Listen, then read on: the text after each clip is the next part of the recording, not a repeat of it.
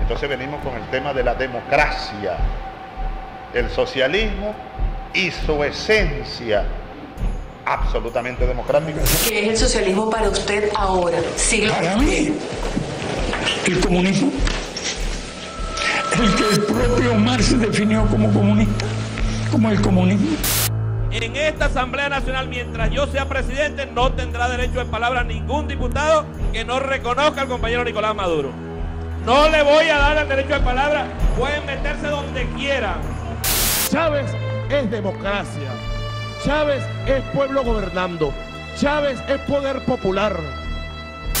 Aquí está claro que hay un grupo fascista en la calle asesinando venezolanos, que tiene apoyo del sector de la oposición, de esa oposición que está ahí. Están obstinados de estas bandas de guarimberos fascistas y violentos. La Constitución de nuestro país dice que Venezuela es una república. No habla de democracia. A pesar que en Venezuela se habla de estas dos formas de manera indistinta, república no se debe confundir con democracia, pues aunque hay similitud, son principios distintos. La república es el gobierno donde impera la ley, mientras que democracia significa el gobierno regido por la mayoría. Saber diferenciar entre estos dos conceptos es esencial para entender de dónde venimos, dónde estamos y a dónde podemos ir. Sin embargo, antes de establecer las diferencias entre estos dos sistemas políticos, es necesario aclarar cierta confusión que los mismos políticos y ciertos medios de comunicación han creado durante muchos años. En Venezuela se habla de la derecha, del centro y de la izquierda. Esto es un error. Una manera más clara de entender las diferentes formas de gobierno está en definir la cuota de poder y control que ejerce dicho gobierno, independientemente de la óptica con que se le vea. En el lado izquierdo del gráfico nos encontramos con el poder absoluto en manos del gobierno y sobre todos los aspectos de la vida de un país. Y del lado derecho, la anarquía, que es la ausencia de gobierno. De esta manera vemos que fascismo, comunismo, monarquía y socialismo tienen algo en común. Todos son gobiernos de corte autocrático donde el control absoluto sobre todos los asuntos del país está en manos de una oligarquía política.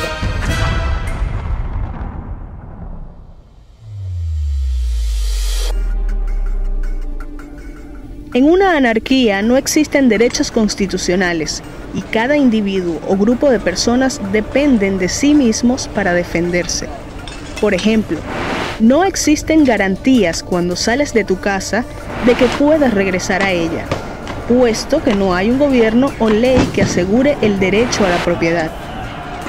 El objetivo de los anarquistas es cambiar un sistema que no les satisface, y por eso subvierten el orden y crean un estado de caos e ingobernabilidad como herramienta revolucionaria, en el que las personas se ven obligadas a armarse para defender lo más preciado: su vida, su familia, sus propiedades y sus derechos. La anarquía tiene una vida corta porque simplemente llena un vacío mientras se establece un cambio. El cambio eventualmente se da porque no hay comida, se producen saqueos, la gente se mata entre sí y finalmente la población se ve obligada a buscar a alguien que restablezca el orden. ¿Y quiénes pueden restablecer el orden y detener el caos? Exactamente las mismas personas que lo comenzaron.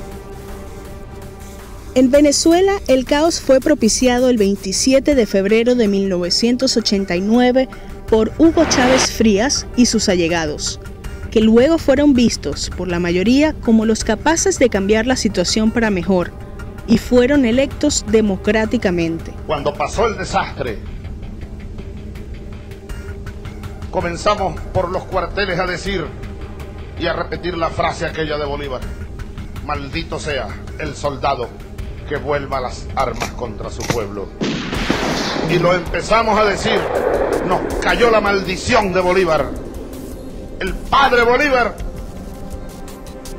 la maldición de nuestro propio padre nos ha caído encima. ¿Cómo quitarnos esa maldición? No había otra manera. La rebelión del 4 de febrero se escribió o se comenzó a escribir el 27 y el 28 de febrero de 1989. Democracia es una palabra compuesta que viene del griego demos, que significa pueblo, y kratos, que se puede traducir como poder. El poder del pueblo. La democracia contrasta con la monarquía y la dictadura, en las cuales un pequeño número de personas u oligarcas son los que tienen el poder. Aunque en teoría la democracia directa suena muy bien, en la práctica no es así. Una democracia se puede convertir en totalitarismo y solo hace falta la aparición de un líder populista y manipulador que convenza a sus seguidores que todo lo hace en beneficio del pueblo. Se crea entonces un Estado gigante con gobernantes que ejercen el poder absoluto y que incluso logran cambiar la Constitución para imponer ideologías y sistemas no deseables solo para mantenerse en el poder por tiempo indefinido. Esto fue lo que ocurrió en Rusia con Lenin, en Alemania con Hitler y finalmente desde hace 15 años está ocurriendo en Venezuela. Es supradictatorial.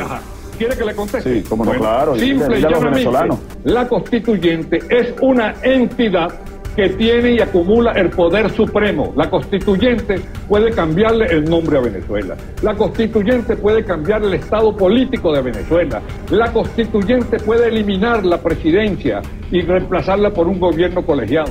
La constituyente puede hacer todo. Hace 50 años, un autor inglés, cuando la ciencia no estaba tan avanzada, decía que la constituyente puede hacer todo lo que hay en el planeta Tierra, menos convertir a un hombre en mujer o a una mujer en hombre. Hoy en día, considerando el avance de la ciencia, pudiéramos hacer que la constituyente puede hacer eso. Entonces, ustedes no le han dicho al pueblo, por ejemplo, que al convocar a una constituyente, la constituyente puede inmediatamente alargar el periodo presidencial. Y si usted es el presidente, la constituyente puede ponerle 10 años en lugar de 15. Queridos amigos, ¿cuál es el modelo político conveniente para Venezuela? La democracia, la nueva democracia de contenido real. Tiene que, antes de aprobar la nueva constitución, someter eso a referéndum para que sea el país el que tome la decisión. Ese pequeño detalle se te olvidó. No podemos decir que sea una cosa supradictatorial. La constituyente es una medida absolutamente democrática. Tanto la convocatoria, y tú me preguntabas que cómo convocarla. Muy fácil. Un presidente de la República puede convocar a referéndum en función de, primero, el artículo 4 de la Constitución Nacional, que dice: la soberanía reside en el pueblo, quien la ejerce mediante el sufragio por los órganos del poder público. Y segundo, el artículo 181 de la Ley Orgánica del Sufragio, que establece la posibilidad de llamar a referéndum para consultar al país sobre asuntos trascendentales. Es más, establece 3 maneras de llamar a referéndum. Primero, que la mayor parte del Congreso lo haga, 2/3 del Congreso. Pero también establece la opción de que sea el presidente en Consejo de Ministros que convoque a referéndum. Y tercero, que 10% de los inscritos, venezolanos inscritos en el registro electoral, convoquen en un documento firmado por 1.200.000 personas, más o menos sería, a ese referéndum para la constituyente. ¿Ya terminó usted de explicar? Sí, como no. Permíteme terminar esto. Todo eso es un camino democrático, de consulta. La forma de elegir la constituyente es absolutamente democrática.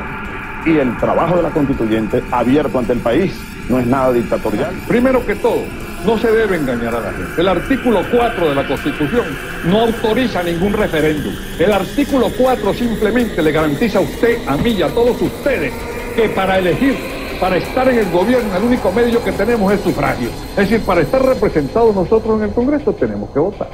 Otra cosa, el artículo 181 de la ley del sufragio, ese artículo, a través de ese artículo no se puede convocar a la constituyente. Y le voy a explicar por qué, por una cosa elemental que se ve en primer año de derecho.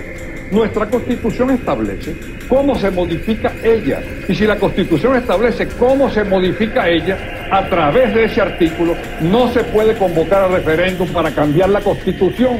Pregúntele a Tulio Chozoni, vaya a la Universidad Central y usted se enterará. La mayoría no siempre tiene la razón. Hitler se convirtió en presidente democráticamente electo, con más de un 80% de apoyo popular. A través de su liderazgo y poder de convencimiento, Hitler fue responsable del genocidio de por lo menos 5.5 millones de judíos y millones de otros individuos, a los cuales él y sus seguidores consideraban inferiores o incómodos, y a los cuales culpó de todos los males que sufría Alemania en esa época. La mayoría puede decidir tomar tu casa, tus hijos o tus negocios. Como la mayoría es quien decide, ningún individuo está protegido, porque estos actos son supuestamente legales, ya que estos tipos de gobiernos crean las leyes a su conveniencia para justificar toda clase de atropellos. Que no quede nada en los anaqueles, que no quede nada en los almacenes, ya basta, ya basta.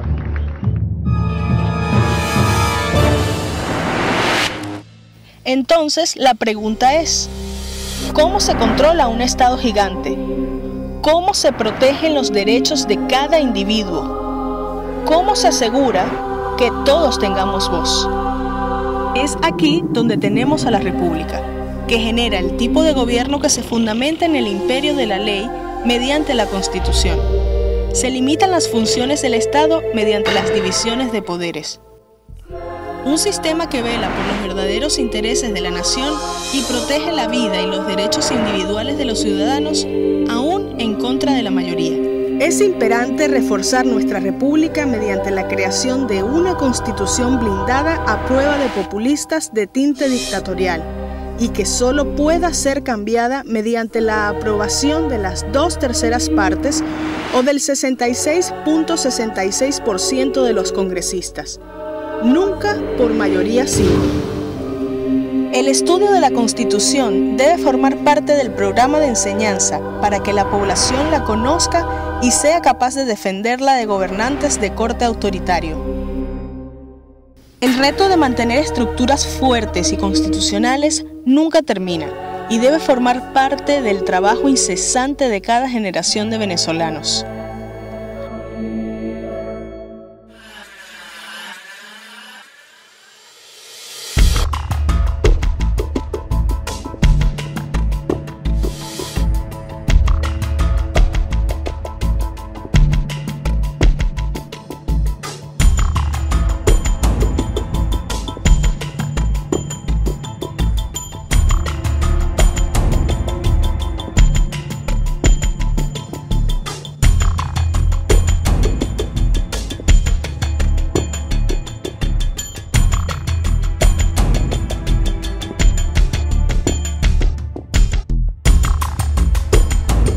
Nosotros lo único que estamos haciendo es cumplir con esta Constitución.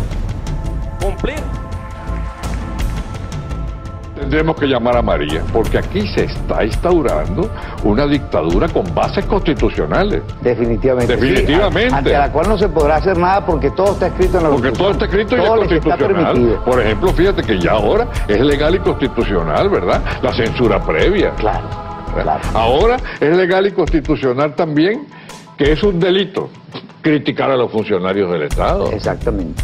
Entonces, ante una situación como esta, el mejor chiste que se puede hacer es advertir que este no es un régimen democrático.